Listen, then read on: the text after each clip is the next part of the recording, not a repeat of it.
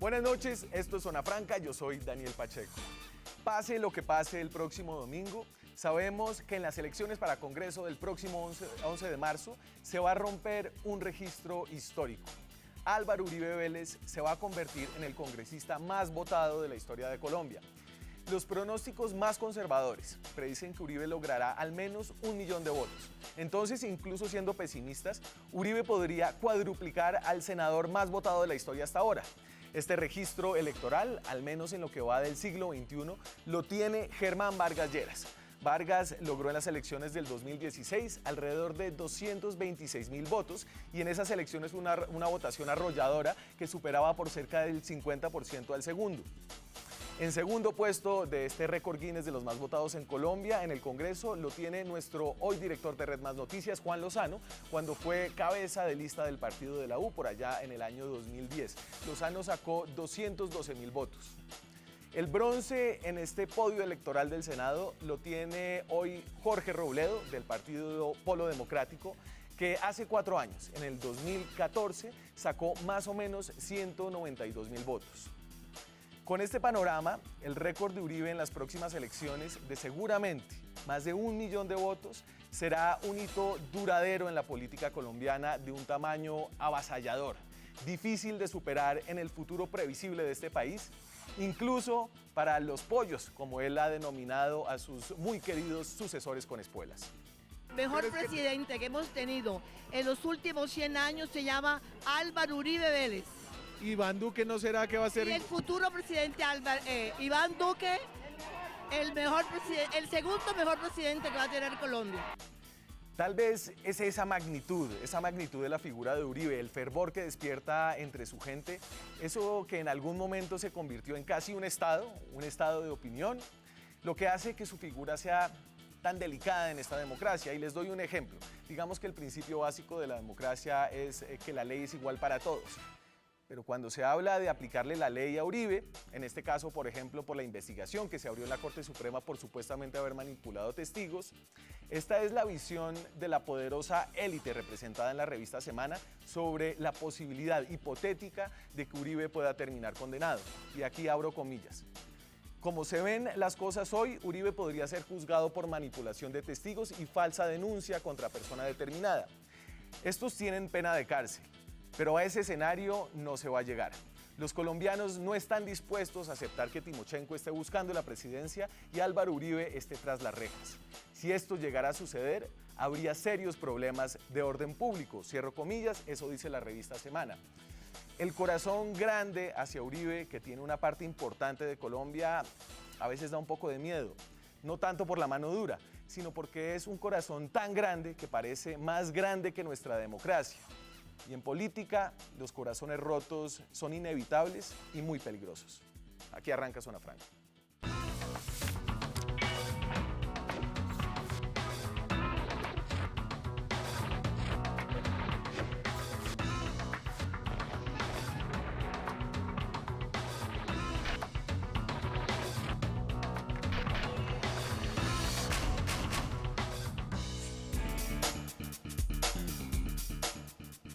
Estamos a días de las elecciones legislativas en Colombia. Obviamente Álvaro Uribe es un gran fenómeno, pero lo es también en cuanto a las investigaciones que ha pedido la Corte Suprema que se le abran. Lo es en cuanto al futuro del acuerdo de paz. Para hablar de todo esto tenemos esta noche a 2 senadores de la República, 2 candidatos a volver a hacerlo. El senador Iván Cepeda del Polo Democrático. ¿Qué tal, Iván? Muchas gracias por esta invitación. Me siento muy complacido.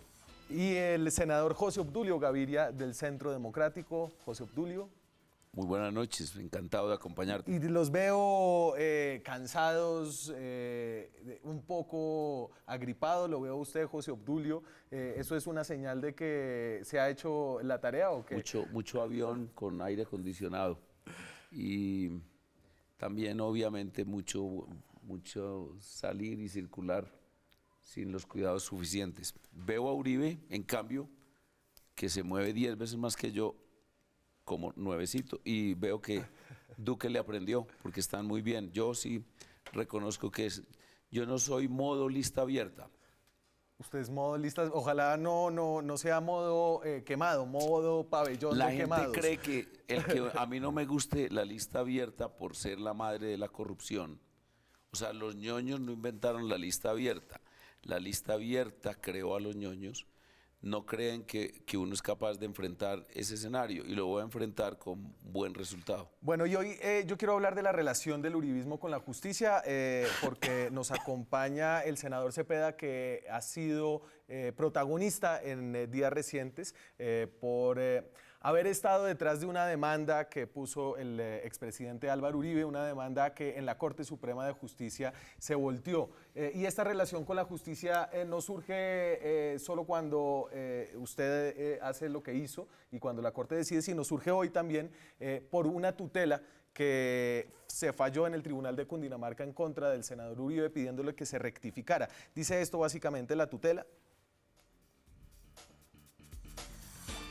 Dígase desde ya que a juicio de la sala, el accionado senador Álvaro Uribe Vélez afectó los derechos a la honra, al buen nombre de Daniel Coronel Castañeda, en tanto lo califica a través de una red social donde aquel cuenta con millones de seguidores como un periodista con actitud mafiosa.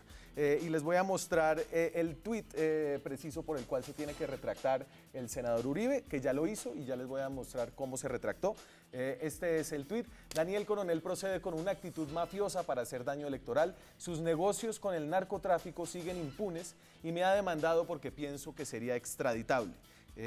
Como suele hacerlo, el senador Álvaro Uribe Vélez acata los fallos. Eso es algo clave para recalcar. Lo hizo cuando le tocó retractarse de lo que dijo contra las madres de Soacha, Holman Morris, Daniel Samper Ospina y Daniel Coronel ya una vez antes. Y lo hace de esta manera hoy. Daniel Coronel no está pedido en extradición, entonces técnicamente no es extraditable. He utilizado la palabra que rectifico por orden del tribunal como concepto personal dadas las relaciones de Daniel Coronel con narcotraficantes. Una rectificación que según leí... Es víctima de una retractación, de nuevo Daniel Coronel. Sigue, Daniel Coronel no está condenado por narcotráfico. He utilizado la expresión procedimientos mafiosos que rectifico por orden del tribunal por sus procedimientos oscuros contra mi familia y mi persona. Y entonces, Iván, aquí hay dos caras. Es decir, el senador Uribe siempre acata los fallos, o hasta ahora siempre lo ha hecho. Pero la posibilidad de que acatase un fallo, digamos, hipotético luego de una investigación de la Corte Suprema de Justicia que lo hallara culpable, parece ser descabellada para algunas personas. No, yo creo que aquí lo que hay es una muy diciente forma de enfrentar a la justicia. Es decir, si los fallos sirven, si son favorables a quien está anteponiendo denuncias, pues la justicia es una justicia buena, es una justicia transparente, pero si no sirven, entonces se comienza con este tipo de piruetas para irrespetarla, porque esto no es ninguna retractación, no nos echemos cuentos. Es más, yo he sido víctima también de un perdón y de una retractación de Álvaro Uribe. Yo me acuerdo que cuando la Corte Interamericana ordenó que se reconociera por parte del Estado responsabilidad frente a al asesinato de mi padre, Uribe respondió diciendo que yo iba a desprestigiar a la patria ante los tribunales extranjeros. Y eso en digamos, supuesto cumplimiento de una orden de un tribunal internacional. Entonces, desde estas cosas sutiles hasta llamar a los jueces bandidos, criminales, hasta irlos a chuzar con el DAS. Esa es, digamos, la escala de irrespetos con relación al Poder Judicial. Entonces, ahí hay un talante, a mi modo de ver, evidentemente antidemocrático.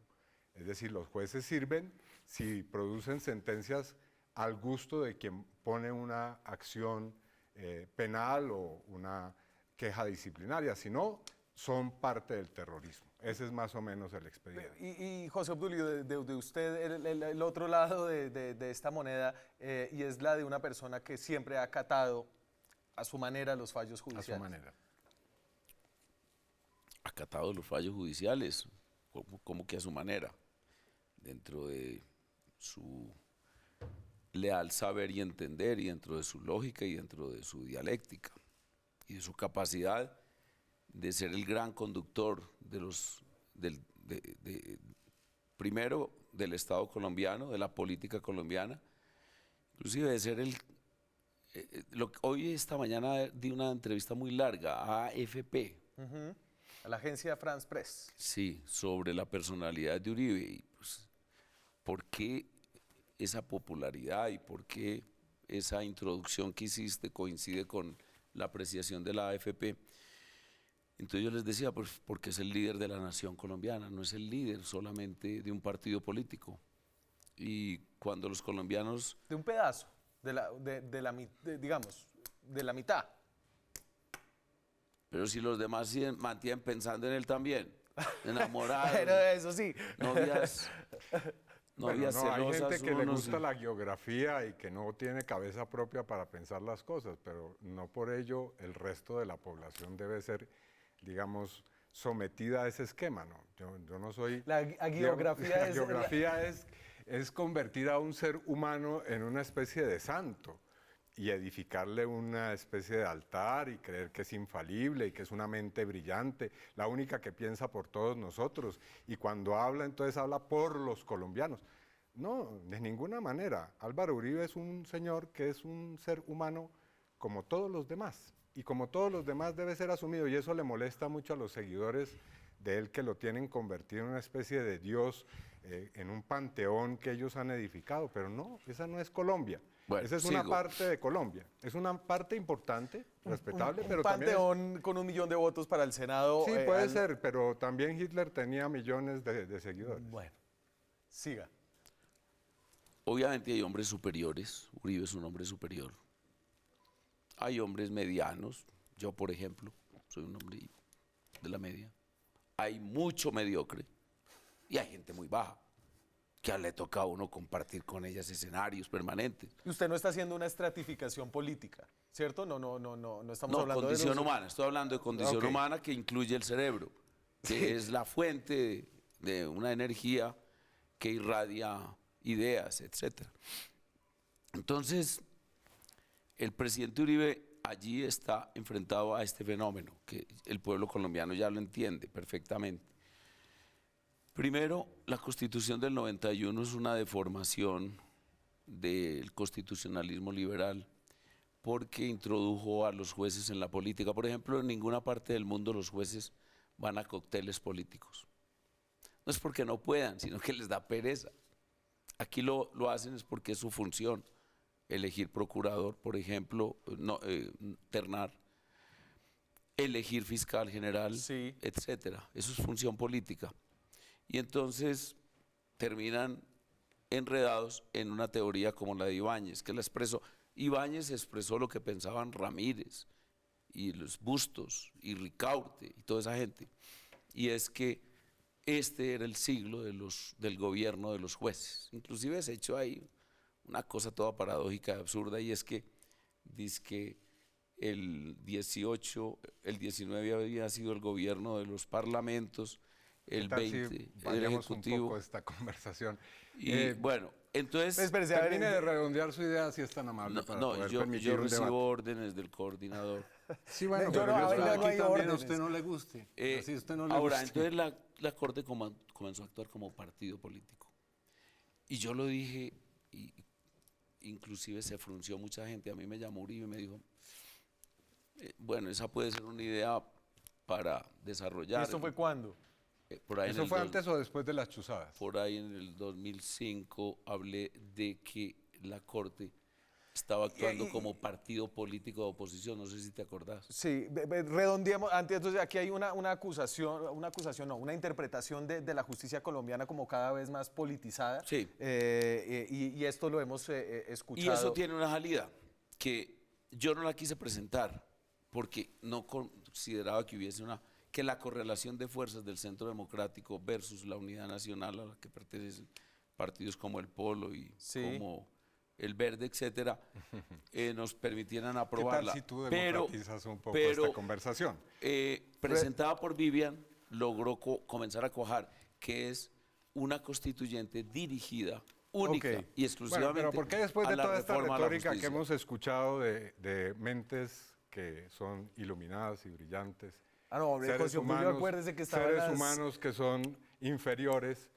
¿Por qué no vamos a recordar un poco a los colombianos realmente cuál es la esencia de todo esto? En el año 2002, junto a esa mente que a todos nos ilumina, llegó el 33% de gente que estaba hasta el cuello unida a gente que yo no sé si sea parte de esas mentes brillantes y seres sobrehumanos, como el señor Mancuso, el señor Carlos Castaño, el señor, bueno, gente que tiene encima miles de crímenes.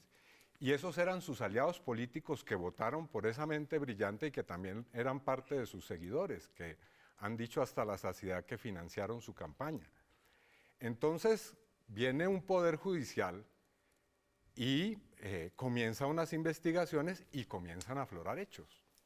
Comienzan a aflorar hechos como el famoso pacto de Ralito. Yo no sé si eso hace parte de las mentes brillantes que se unieron en un momento para ver cómo cogían a campesinos en muchas partes del país, los sometían a masacres, los aterrorizaban para que terminaran votando por el gran líder.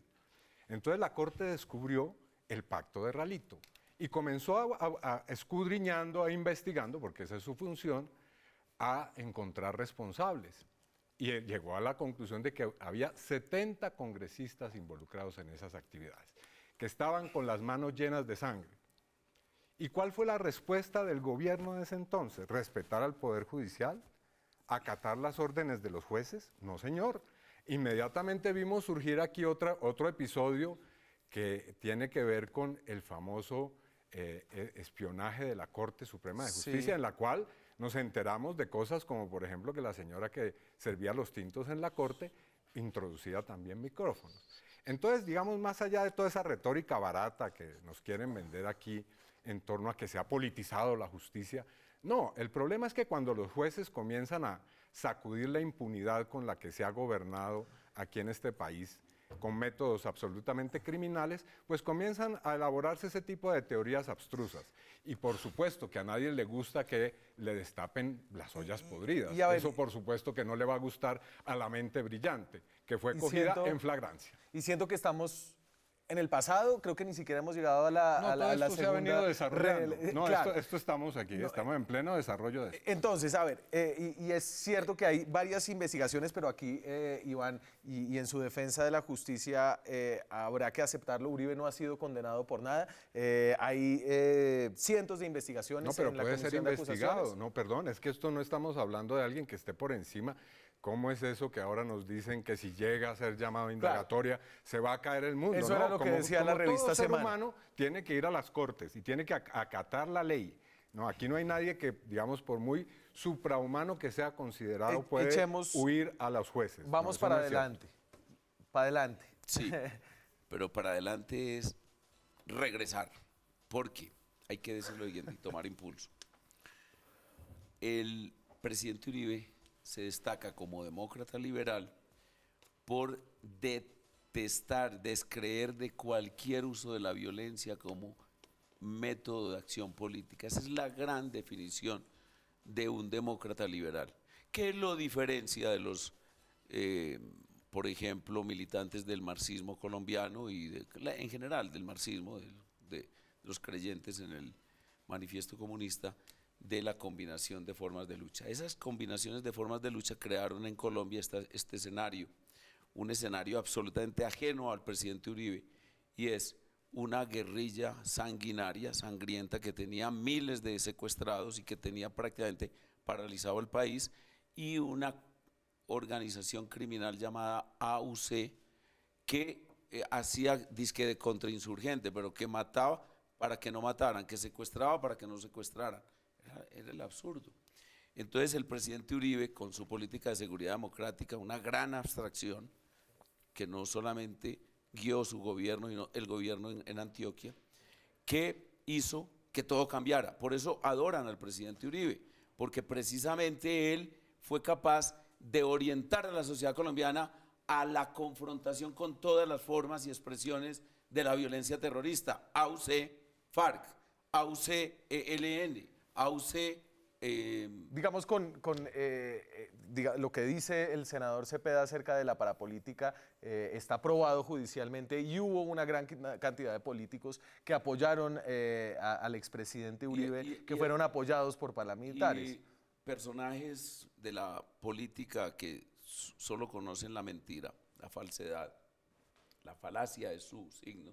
Entonces, incluyen a Uribe como un posible socio político de semejantes individuos, como si nosotros fuéramos de pronto, por ejemplo, socios del Frente Manuel Cepeda, de las FARC, o del Frente Héroes de yo no sé qué diablos de la UC. No, no, no. O de Mario Uribe. Éramos digamos, si usted quiere ponerlo en esos términos, el señor Mario Uribe. ¿Por qué no hablamos de Mario Uribe, por ejemplo? Doctrinarios de esas dos expresiones de violencia. Y por eso Colombia cambió. El primo era Mario Uribe.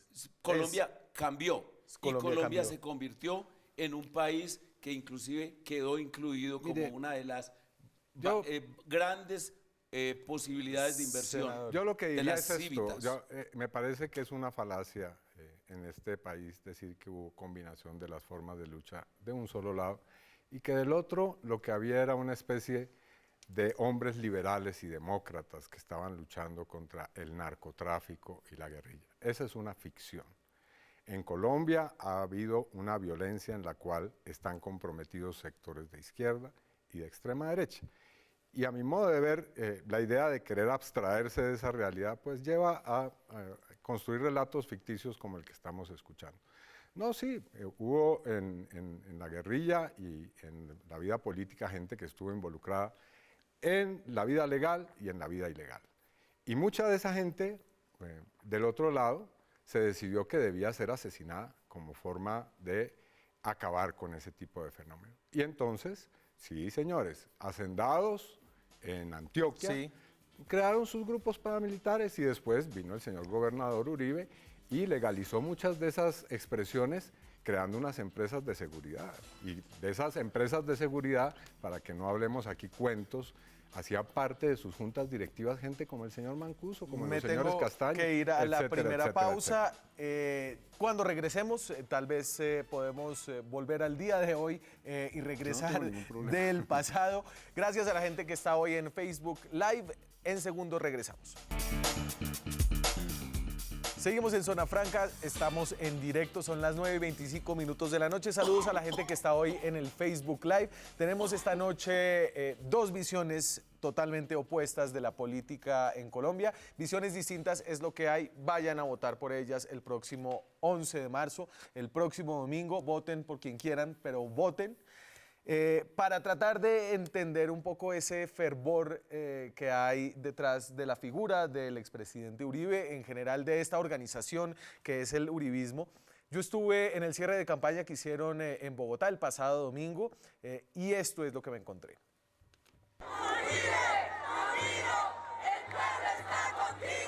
Falta más o menos una hora para que arranque el que podría ser el último cierre de campaña en la larga historia política de Álvaro Uribe Vélez, y así está la Plaza de Lourdes en Bogotá. ¿Cuál es el ADN del uribismo? La seguridad democrática.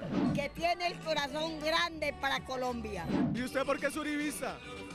Porque es el único que nos defiende contra la izquierda, ¿Qué tiene la izquierda de malo? porque tenemos el vecino de Venezuela que está encima. Yo soy uribista porque Uribe nos trajo la paz a Colombia y le entregó las manos al desgraciado ese Juan Manuel Santos. Un berraco que se puso los pantalones. Patriotismo, lealtad. Soy uribista ahora más que nunca porque veo el detrimento tan grande que está teniendo el país y sé que la única salida es que Uribe vuelva al poder. Somos sinceros, echados para adelante, generamos empleo.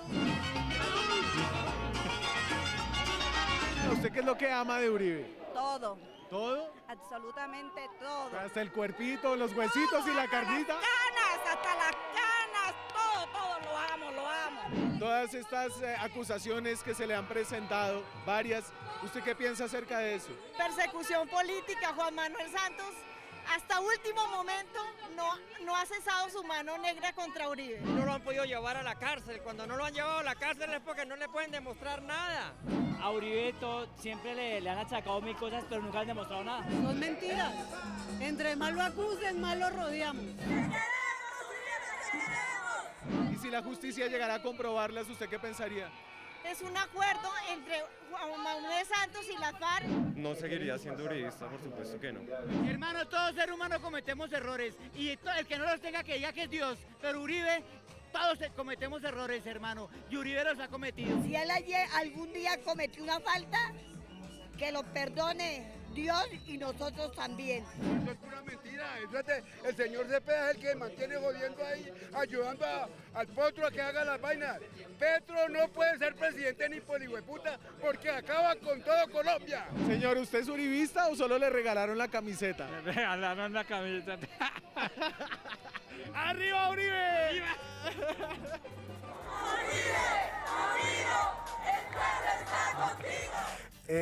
A ver, Iván, y hay un sentimiento sincero, honesto, de gente que yo la conocía ya y es gente buena, Seguramente, claro. es gente que sale en familia y creo que es gente que tiene una visión del país muy distinta. De acuerdo, no, perfectamente, y eso a mi modo de ver es respetable y está muy bien, siempre y cuando haya un límite. Es decir, cuando alguien dice que si el día de mañana resulta que Uribe ha cometido un crimen y eso se comprueba por la justicia, pues que errar es humano, ahí ya estamos en otro plano, que es un plano del fanatismo, en el cual ya no se pierden los linderos de la razón, se pierden los linderos de un comportamiento democrático y se pasa a una actitud que es francamente ya irracional.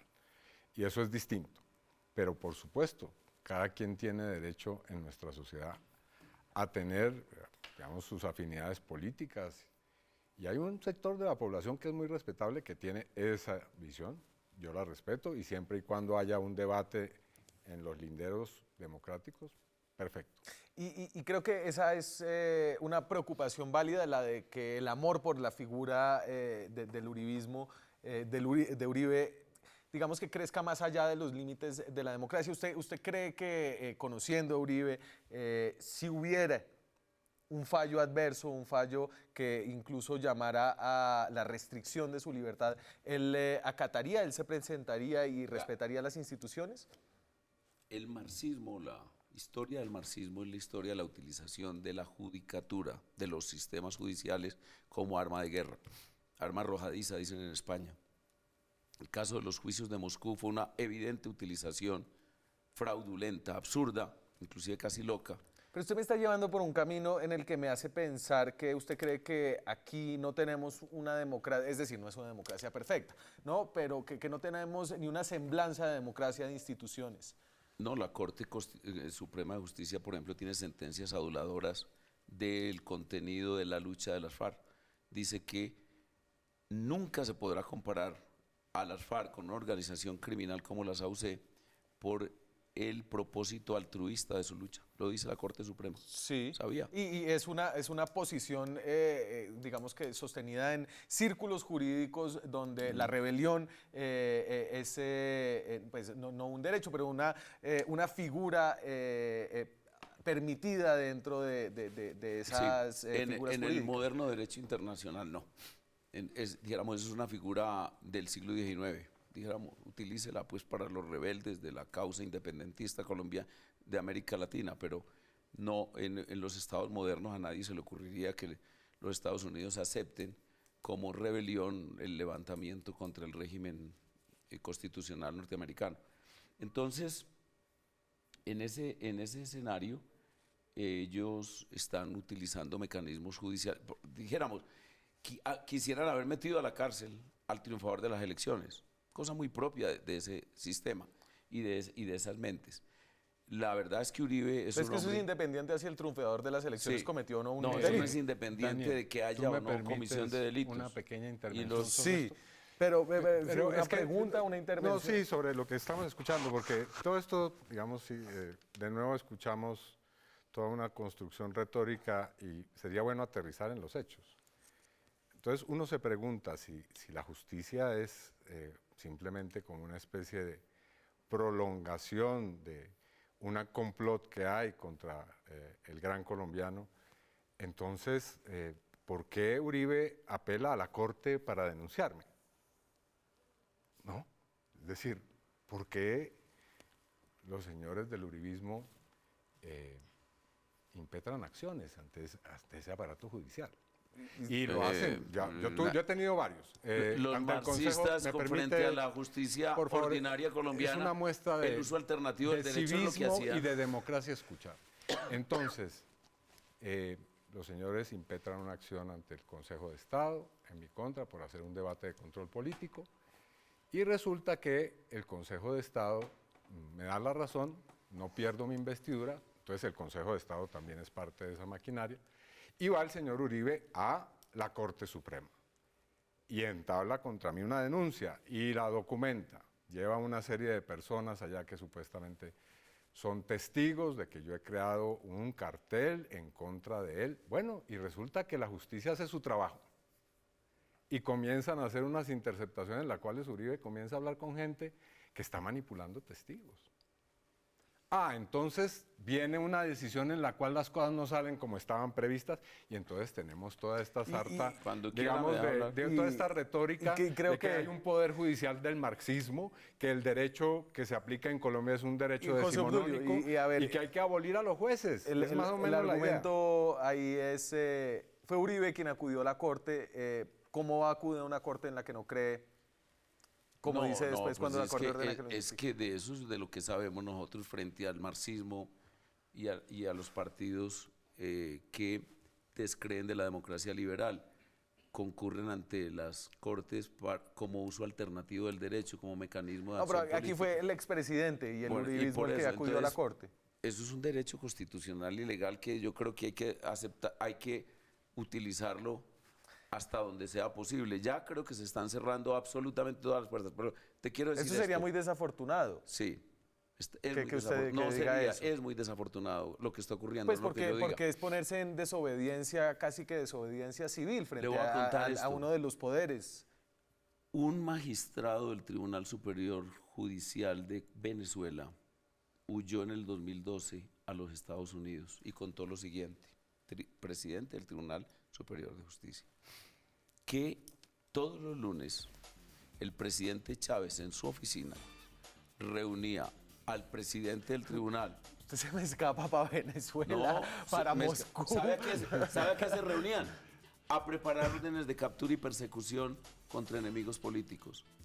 Eso hace la Corte Suprema de Justicia. Bueno, ¿por qué usted no prueba esa afirmación? Como orienta las investigaciones contra el presidente esa afirmación tan grave? Utiliza los tiempos adecuados. Utiliza el tiempo de las elecciones, utiliza el tiempo del bloqueo, del triunfo del centro democrático. Ese es el expediente con el cual se puede llegar a meter micrófonos en la Corte Suprema y decir que los jueces son unos criminales, porque sencillamente destapan a través de sus investigaciones rigurosas las ollas podridas que otros preferirían que vivieran en el mundo de la impunidad, que ese sí es un mundo perfecto, en el cual todo el mundo puede estar tranquilo delinquiendo.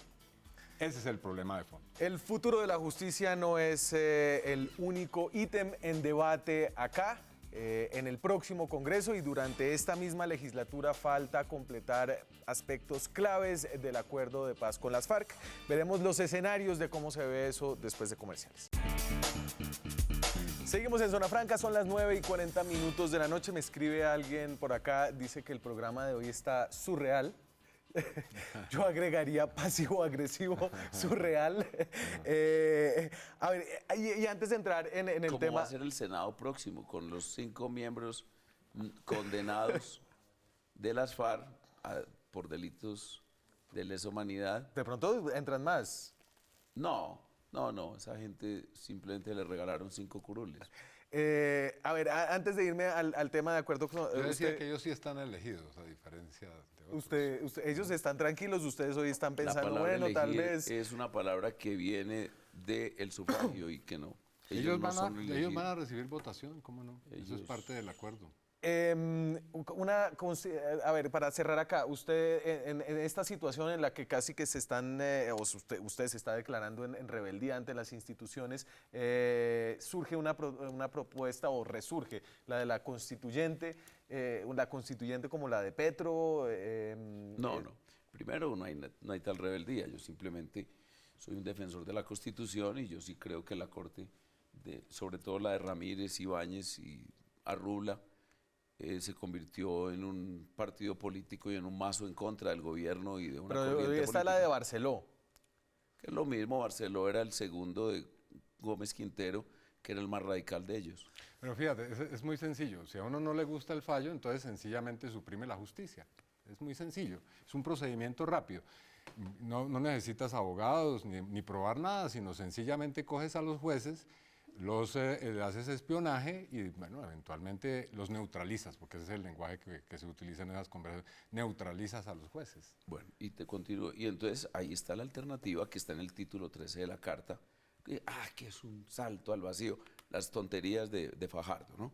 Y entonces le dije, no, mire, ese es el título 13 de la Carta, establece claramente que uno de los mecanismos de reforma es la constituyente, punto, con un temario definido, tiempo definido y mecanismo de elección definido. Voy a decir, Chávez y eliminar todas las Chávez decía lo mismo. Y eliminar todas las sentencias que hay ya, es decir, también, eso puede ser. A ver, demos un paso menos hacia el futuro y es el futuro de esta misma legislatura. Acuérdense, aunque los congresistas no han pasado por allá hasta que no se acaben las elecciones, hay un Congreso elegido hasta el 20 de julio que tiene que hacer al menos, hablando con personas que están adentro de la implementación de este proceso de paz dentro del gobierno de Colombia, nos dicen que hay que hacer al menos estas dos cosas. Y entonces es la ley de procedimiento de la JEP, que es diferente a su reglamento interno que se dicta ella misma. Establece los trámites que se deben llevar en los procesos. Hay afán porque la JEP empieza a operar el próximo 15 de marzo y no tiene reglamento. Y eso es lo que crea este momento de incertidumbre con relación a la actividad política de las FARC. Y también hay esta segunda ley, una ley orgánica que es complicada, al plan de desarrollo. Y esta es un instrumento burocrático para asegurar los recursos y la planeación para hacer efectivo el proceso de paz. Iván, los pronósticos de que podamos terminar esta legislatura. Yo dudo mucho que el actual Congreso, y tal como quede después de estas elecciones del 11 de marzo, y en la perspectiva de la primera vuelta pueda abordar ese tipo de ¿Ni una de las dos? Debates. Ni siquiera Soy supremamente escéptico y a mi modo de ver es discutible si se requiere una ley de procedimiento. Esa es una discusión que es válida y habrá que ver en su momento cómo se aborda esa cuestión. Y con relación a la segunda, pues ni más ni menos que de eso depende la financiación de muchos de los programas e instituciones que están en el acuerdo. Y si uno atiende lo que dice la Corte Constitucional, el Congreso debería cumplir con ese compromiso y debería legislar en ese sentido. Pero bueno, y creo que van a estar de acuerdo por primera vez en la noche. ¿Usted seguramente va a estar también muy escéptico o no?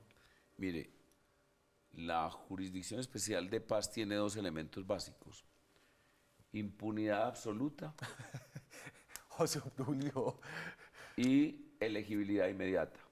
Entonces nosotros no vamos con el criterio de desarrollar esa norma, nosotros vamos con el criterio de derogar esa norma. Sí, señor. Y vamos a hacer unas mayorías que permita hacerlo. Eso es una cosa clara y es además absolutamente legítimo. Es el mismo principio de lo anterior. Cuando no gusta la justicia, sencillamente lo mejor es suprimirla. Sí, es un principio. Bueno, pero aquí práctico. Estamos hablando de algo distinto, ¿no? Esto fue un acuerdo. No, es un tribunal, es igual. Claro. Este cuento de que es impunidad, ese cuento está bien que se lo eche a gente ingenua. Pero realmente lo que hay ahí es un tribunal bastante serio al cual le tienen pánico realmente quienes tienen rabo de paja. Por supuesto que no les gusta. Siempre con el Por supuesto que no les gusta. Entonces, todos somos unos criminales. Pero no se desespere, no se desespere. Pero mire, le cuento, ingenuo no se en su origen. No, si me permite terminar. Entonces, por supuesto, cuando a uno no le gustan los jueces, lo mejor es acabar con ellos. Es que no haya justicia, es inventarse unas figuras y alegar que hay títulos de la Constitución para que reine la impunidad. Ese principio es Sí. el de la impunidad. José Obdulio. El fast track tiene un elemento de ilegitimidad que es el no en el plebiscito. Ese ya hay que hablarlo en pasado, ¿no? Tiene. ¿Cómo? Sí, claro, porque es que el plebiscito es el plebiscito. El plebiscito lo birlaron con unas proposiciones de la Cámara y del Senado. Pero eso es rollismo, en el sentido de que Roy se le ocurren todo ese tipo de salidas absurdas que convierten la Constitución en lo que hoy es una colcha de retardos. ¿Usted sabe cuántos artículos provisionales tiene o transitorios tiene hoy la Carta? No sé exactamente, pero tienen que ser cientos. Cientos, muy bien. Primero que me responde así. Y la esencia del constitucionalismo es la rigidez. Esa es la esencia. Si no hay rigidez, no hay constitución. Porque, por ejemplo, en inglés, cuando le mencionan la Carta, piensa en 1215 y está vigente. A un norteamericano le hablan de la Carta y piensa en 1787 y está vigente. Y aquí tenemos, por obra y gracia, pero del digamos, fast track. es legítimo que haya gente que no le gusta el acuerdo de paz y que no le gusta la paz y que no quiere que Colombia salgamos de esa etapa histórica en la cual lo que había era un conflicto armado que ha dejado millones de víctimas. Bueno, eso, hay gente que tiene esos intereses y es nostálgica del periodo en el cual ese conflicto llegó a sus peores momentos, que fue Hay gente que entre no le gustan 2002 cosas. y 2010. También hay gente es que decir, no le gustan no- cosas, pero hay gente que sí tiene un martillo con la cual quiere demoler ese acuerdo de paz. Bueno, por supuesto, esa es una actitud que existe y perfectamente también cabe en democracia. Y hay gente que no le gusta que el Congreso apruebe leyes y normas, solamente las que le gustan. Entonces también es posible derogar el Congreso. Eso también es otra y a ver, posibilidad. y entonces, si usted es escéptico acerca de lo que se logre esta legislatura, quisiera saber, y aquí tocaría adivinar cómo va a quedar el Congreso, pero lo que falta y lo que le queda al próximo Congreso, porque este gobierno no logró evacuar las partes, algunas de las partes importantes. Entonces falta la reforma electoral, la reforma política que se hundió, las circunscripciones especiales para la paz, que incluso el uribismo se comprometió a llegar a algún acuerdo para representar a las víctimas, la participación de organizaciones sociales, modificación de la ley de víctimas, tratamiento penal especial diferenciado para pequeños cultivadores, leyes sobre tierras, temas agrarios y temas ambientales. La agenda de reforma del acuerdo de paz está inconclusa. Por supuesto, en el acuerdo de paz le falta el 80% de implementación en términos legislativos y el próximo Congreso debería abocar esa legislación y debería sacarla adelante. y Algunos hay- de nosotros, los que estemos allí, vamos a tratar de Y hay un proyecto de contrarreforma y usted me corregirá, pero yo entiendo que avanza por bastantes lados, pero también vía referendo. Y entonces lo tengo aquí, es un referendo, o son 3 referendos, uno que lidera Prada, uno que lidera Paloma y otro que lidera Paola Holguín, si lo tengo bien. Son el mismo, pero son el mismo. Con las 3 normas. Se están recogiendo firmas en este momento, dicen, mientras hacen campaña. Veremos, pero un acto legislativo para cambiar la Jurisdicción Especial de Paz, un acto legislativo para un referendo para quitar el blindaje jurídico del acuerdo y otro para acabar con la participación política de las FARC. Si la reforma va a regular la contrarreforma, ¿cómo avanza? ¿Cómo así? Es decir, la reforma va a medio paso, el gobierno Santos no logró. ¿Usted cómo ve Yo la te agenda de la definiría, contrarreforma? En el periódico El Tiempo dije lo que voy a decirte. Ese documento llamado acuerdo final nunca va a ser el referente ni doctrinario ni legislativo para el centro democrático ni las mayorías próximas. Nunca.